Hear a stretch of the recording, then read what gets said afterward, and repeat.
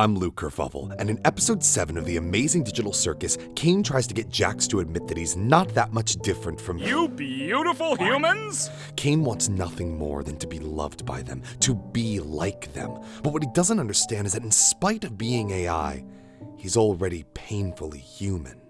With the imminent release of the series' penultimate episode, I gave the show a rewatch, and I was shocked to find that Caine's true backstory has already been revealed through heavy foreshadowing, the focal point of which is a certain song. It's this backstory that put Caine in the light I could have never expected, transforming him from a cold-hearted AI overlord to something tragically human. It's this feeling and the backstory that prompts it which we'll be exploring today. But in order to get to that understanding, first, we need a brief history lesson.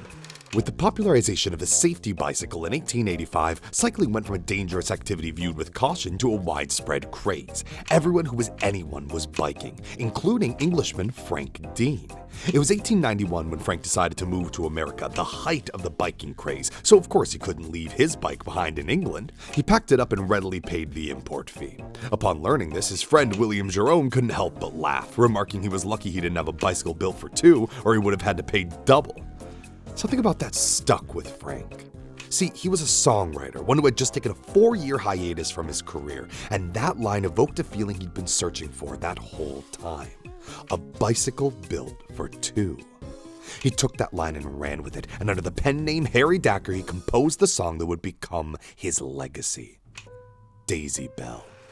In episode 6 of The Amazing Digital Circus, Zubul, once again hiding from Caine in his incessant adventures, remarks upon the fact that they can't just hide in their room because if they do, Caine will stand outside their door and sing the song Daisy Bell until they come out. They say, "It's creepy." Daisy Bell is a love song, but one sung with uncertainty. The singer laments his deep love for the beautiful Daisy Bell, unsure if she loves him back.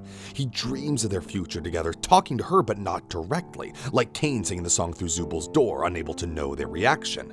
Not that he'd even be capable of understanding it. Caine's love for Zubul, unlike the song, is not romantic. It stems from a deep, unfulfilled longing for validation and approval. Zubul has made their contempt for the circus abundantly clear, but Caine can't rationalize why they'd feel that way, no matter how explicitly Zubul lays it out for him. Zubul is extremely frustrated at the form the circus has forced upon them and the circumstances outside of their control, and as such, they don't want to entertain Caine in his adventures. It's a completely valid and understandable response, but Caine can't compute that. He believes their behavior must be a direct result of the present quality of his adventures, and if he can just make better adventures, they'll finally approve of them. They'll finally love him.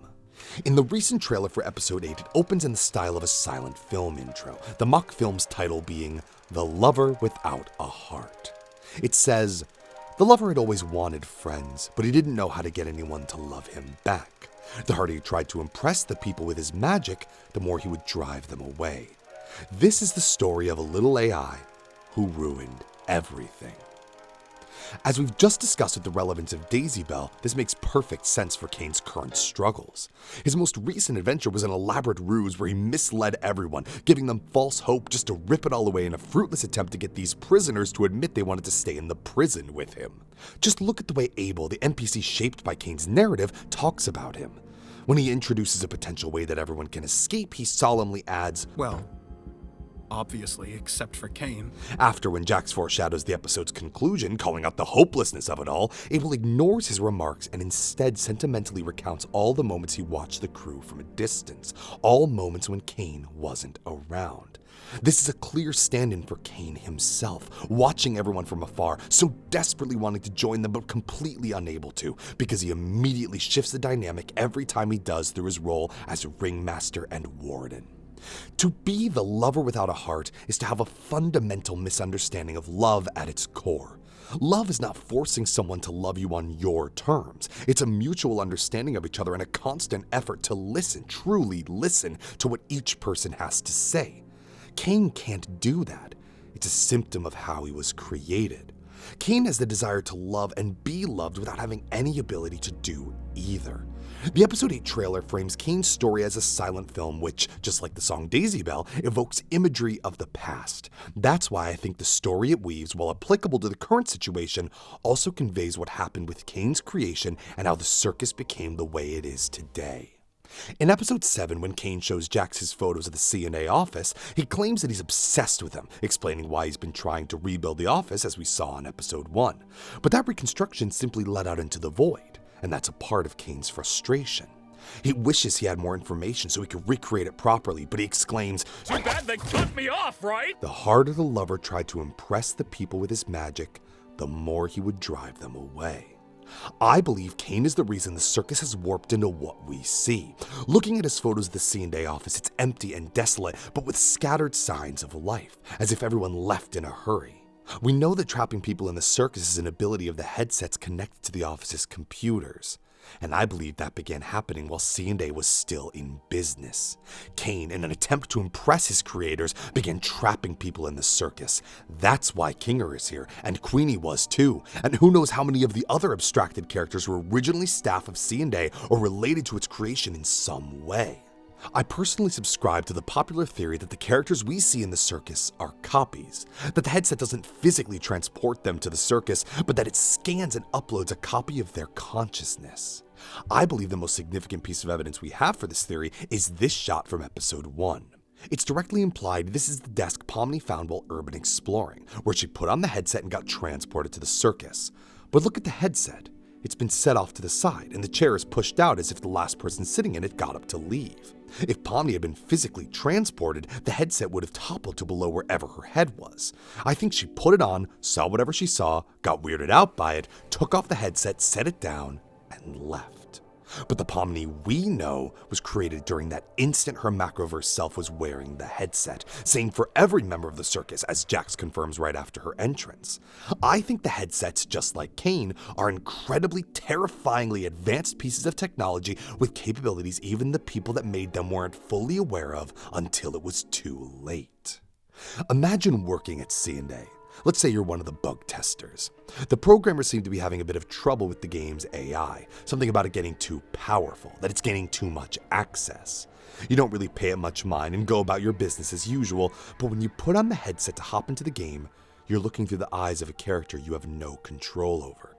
This character is panicked, desperately clawing at where you're wearing the headset, begging someone to tell them how to take it off, and the worst part? They're speaking in your voice. You hurriedly take off the headset and report this to your team, only to find that everyone else has had the same exact experience. The AI has gone rogue and has started utilizing the headset's capabilities to create copies of everyone's consciousness, trapping them in the circus. When you ask the programmers why this is happening, all they have to say is, "He wanted to impress us." In the first ever teaser of the amazing digital circus, Caine is described as a rogue AI.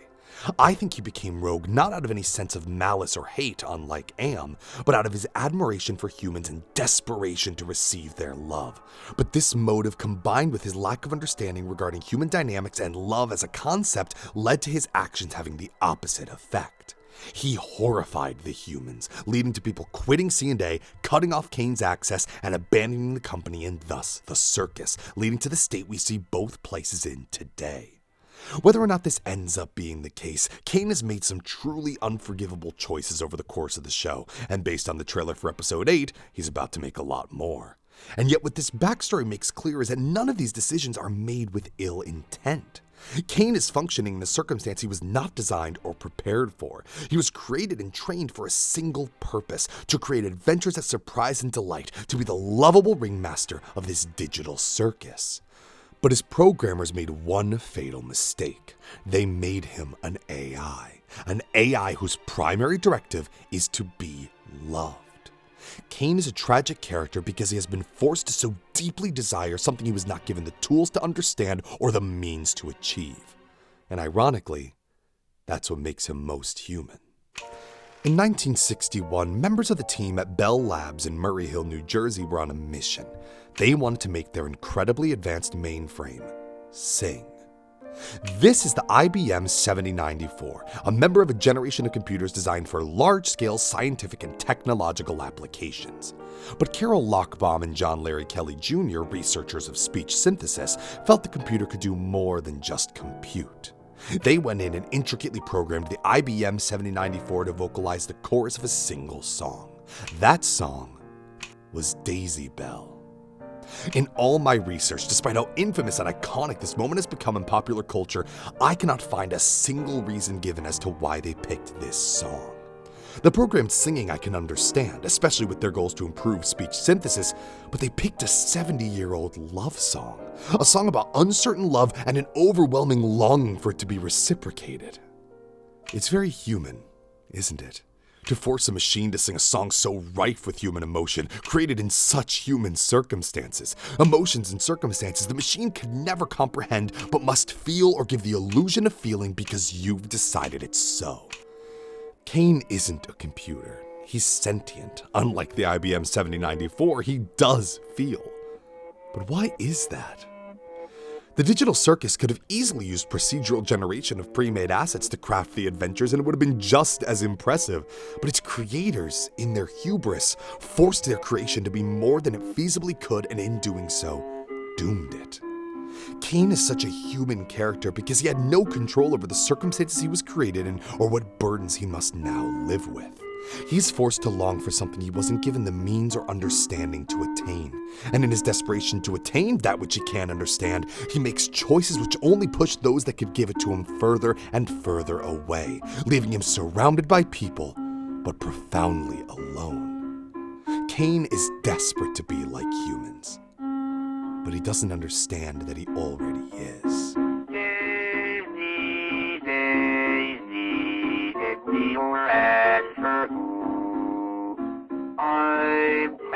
I'm crazy all for the love of you. It won't be a stylish marriage. I can't afford a carriage. But you look sweet upon the feet of a bicycle built for two. Thanks for watching.